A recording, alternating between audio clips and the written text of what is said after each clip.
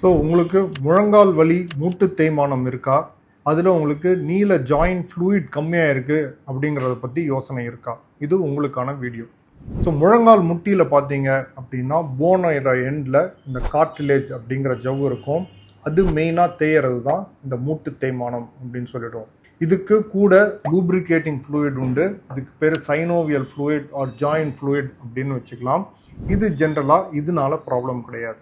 மூட்டு தேய்மானம் அதிகமாகும் போது ஒரு சில பேருக்கு நிறைய ஃப்ளூயிட் செக்ரேட் ஆகி அது ஸ்வெல்லிங்காக காணப்படும். இது எஃப்யூஷன் அப்படின்னு சொல்லுவோம். ஜென்ரலாக மூட்டு தேய்மானம்ங்கிறது சர்ஃபேஸோட ப்ராப்ளம், ஃப்ளூயிட்னால வர்ற ப்ராப்ளம் கிடையாது.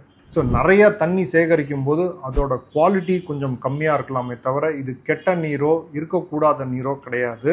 குவாலிட்டி கம்மியாக இருக்கிறதுனால சில பேருக்கு ஜெல் இன்ஜெக்ஷன்ஸ் யூஸ் பண்ணி அதில் இருக்கிற இந்த ஹையலூரோனிக் ஆசிட் அப்படிங்கிற ஒரு கெமிக்கலை உள்ளே இன்சர்ட் பண்ணுறோம். ஸோ இதுதான் ஜெல் இன்ஜெக்ஷனோட ஃபங்க்ஷன். பட் இன் ஜென்ரல் நம்ம என்ன தெரிஞ்சுக்கணும் அப்படின்னா, இந்த மூட்டு தேய்மானத்தில் surface problem, not fluid problem.